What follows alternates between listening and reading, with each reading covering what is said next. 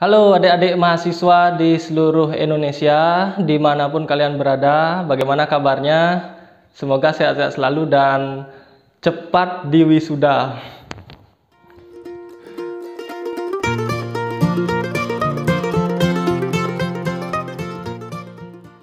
Welcome back di Alkaviana channel yang masih setia mendampingi adik-adik mahasiswa di seluruh Indonesia untuk membantu kalian dalam membuat skripsi. Bagaimana kabarnya? Sudah lumayan lama saya tidak membuat video ya, karena kesibukan beberapa pekerjaan, jadi membuat saya juga lumayan mencari waktu luang untuk membuat video kembali. Ya sudah lama nggak bertemu, mungkin di antara kalian baru ada yang memulai membuat proposal skripsi, mungkin saja baru seminar proposal, atau mungkin sedang mau menghadapi ujian skripsi. Ya mungkin kalian sedang di kos merenung memikirkan bagaimana cara membuat latar belakang skripsi ya.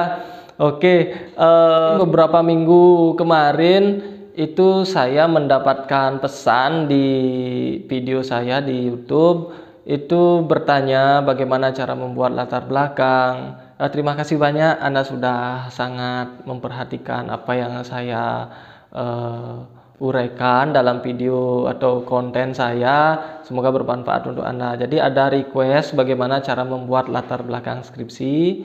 Ini saya jelaskan sekarang ya. Latar belakang skripsi itu merupakan hal yang paling fundamental dalam skripsi ya. Tanpa latar belakang yang jelas, maka skripsi Anda itu tidak akan bisa diselesaikan dengan baik. Mungkin adik-adik mahasiswa agak kebingungan ya, karena pengalaman saya juga dulu waktu memulai untuk membuat latar belakang skripsi itu kadang-kadang perlu waktu lama sekali untuk berpikir apa ya kalimat pertama yang harus saya tulis, mulai dari mana. Kemudian yang paling akan banyak menyita waktu kalau terlalu banyak mencari informasi-informasi tentang latar belakang skripsi, contoh-contoh latar belakang skripsi yang sejenis. Nah itu dibaca, mungkin bagus sih membaca, tetapi untuk memulainya Anda akan makin bingung, apalagi nanti kalimatnya itu malah di copy paste, dipindahkan saja, mungkin dapat dari jurnal elektronik atau dari buku. Nah, itu diketik seperti biasa akan membuat kita semakin bingung. Nah, untuk membuat latar belakang skripsi yang paling penting itu adalah mulai saja menulis, mulai saja mengetik permasalahan-permasalahan apa yang ingin Anda uraikan. Jangan khawatir apa yang Anda buat itu apakah benar atau salah, itu nggak usah dulu dipikirkan. Yang penting yang harus kalian lakukan adalah mulai saja mengetik. Untuk memulai menulis latar belakang skripsi, tentu saja suasana ya, suasana hati Anda yang harus Anda perbaiki dulu. Anda senangnya itu menulisnya di mana? Apakah di kos atau di kamar sendiri, atau mungkin suka mencari inspirasi di perpustakaan, atau mungkin di toilet sambil duduk. Nah, silahkan dimulai dulu di mana tempat ternyaman Anda untuk memulai menulis. Ya mungkin kalau di perpustakaan suasananya akan lebih tenang, banyak referensi, suasana pembelajaran atau pendidikannya juga ada. Mungkin Anda harus ke perpustakaan. Atau Anda senangnya di halaman yang luas, mungkin dalam suasana padang rumput hijau gitu.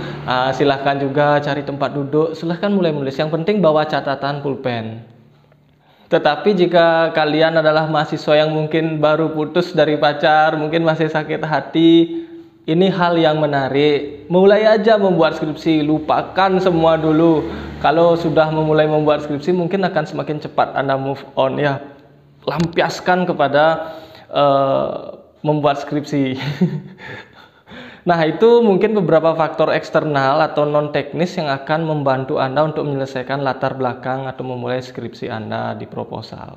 Nah, kali ini saya akan sedikit berbagi kepada rekan-rekan mahasiswa faktor teknis dan teoritis apa yang akan membantu kalian mahasiswa untuk membuat latar belakang. Yang pertama itu mulai saja untuk membuat list permasalahan dari penelitian Anda.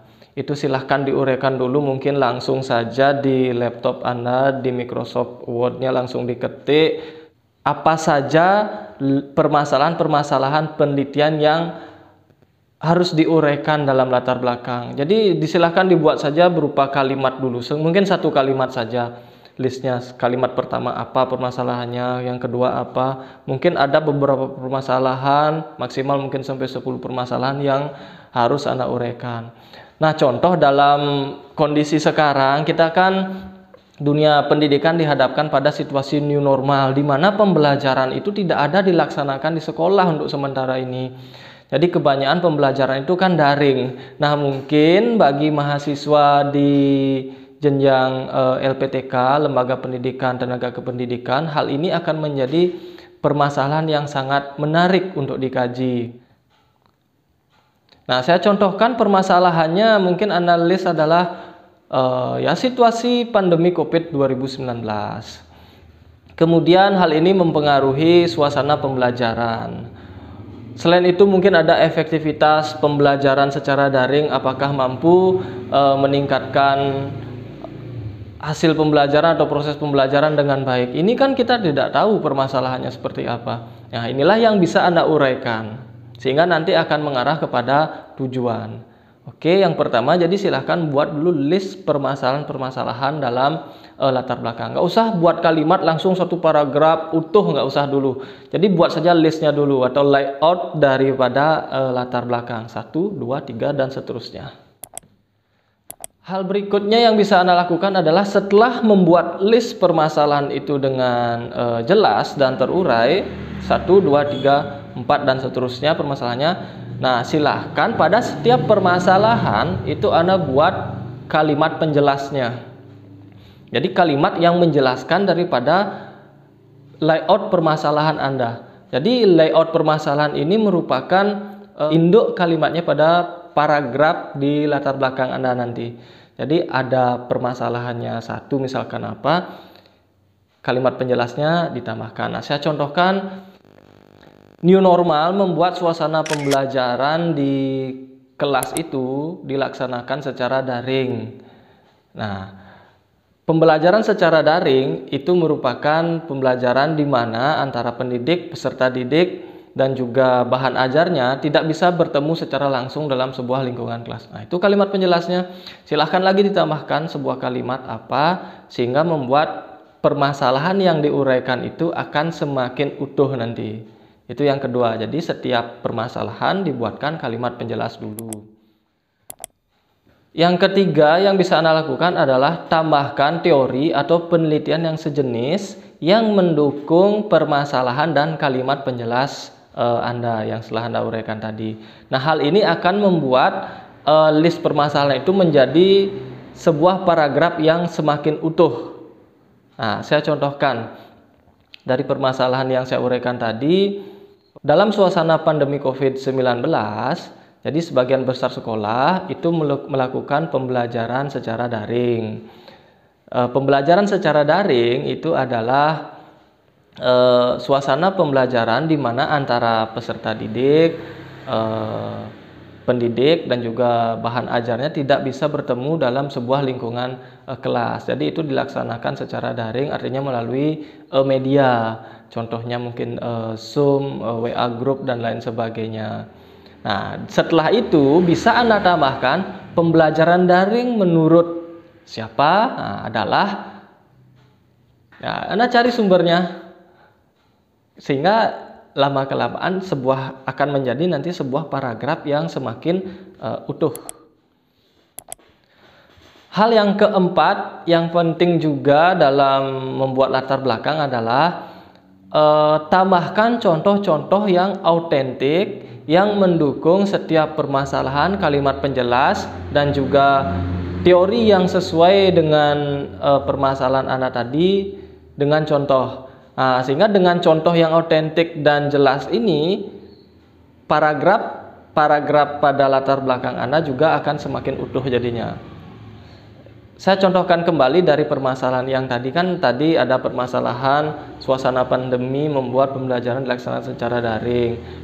Pembelajaran daring adalah seperti yang tadi saya uraikan, kemudian ditambahkan juga penelitian yang sejenis atau konsep tentang pembelajaran daring mungkin dari ahli pembelajaran. Nah, kemudian buat sebuah contoh Contohnya pembelajaran daring yang dilaksanakan di sekolah mana. Mungkin ini akan menjadi cikal bakal lokasi penelitian Anda.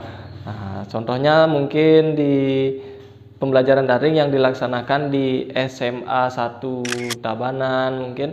Nah, ini sudah dilaksanakan secara daring sejak kapan? Nah, itu sudah menjadi sebuah contoh bagaimana pembelajaran dilaksanakan di suasana pandemi COVID 2019.